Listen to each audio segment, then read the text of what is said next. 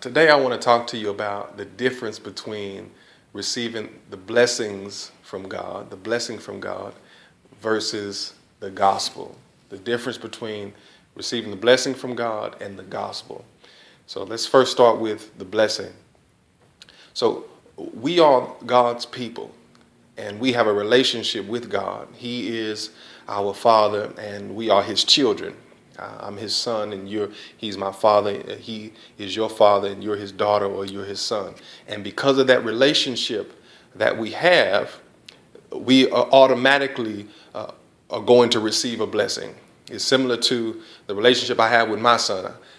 I'm his dad, and if it's his birthday, I'm going to just bless him because it's his birthday.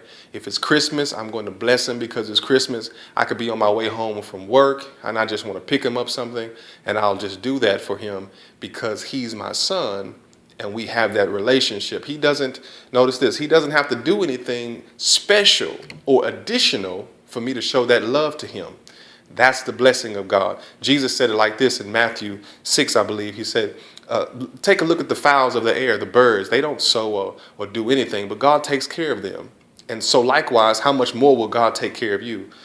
So likewise, you and I, because we have this relationship with God, He's just going to bless you. Sometimes He's just going to cure you from whatever it is you have, diabetes or maybe even cancer. He's just going to do that, and we don't have to ask anything. This is the second thing about the blessing that I want to add. If we ask the Father for something, He'll give it to us. And that goes back because of the relationship we have. Let's say I'm going to the store, maybe Target, Walmart, Whole Foods, and I take my son with me. When I go into the store, I'm not intentionally going into the store with an intent to buy something for my son. But if he asks me for something while I'm there, like, Daddy, can you buy me a bag of chips, or can you buy me a soda? I'm going to give it to him because he asked me. So it's similar to Matthew chapter 7. Jesus says, ask the Father and it will be given. And the reason that's able to happen that way is because of the relationship we have. So likewise, when you ask God for something, you'll receive it from Him. Lord, I need a job. Lord, I need a better car. Lord, I'm just feeling down and depressed right now. Lord, can you lift me up? Father, can you lift me up? And He will do that. That's the blessing. But that is not the gospel. The gospel is something different. It's set apart. This is sort of like two parts. God is no respecter of person, meaning He'll let the rain fall on the just and the unjust. He'll be good to both the good and the evil. But the gospel is different, and you can tell in this example here in Luke 12.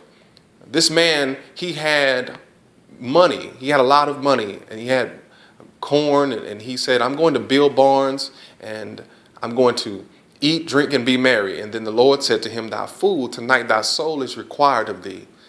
Notice, in this life, he was rich. He was blessed.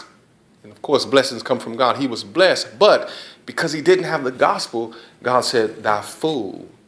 So we're foolish if we don't catch it. It's different. So the gospel is when we are receiving something back that we lost, that we ourselves, within our own power, cannot get back without God. God has to reconcile us back to Himself.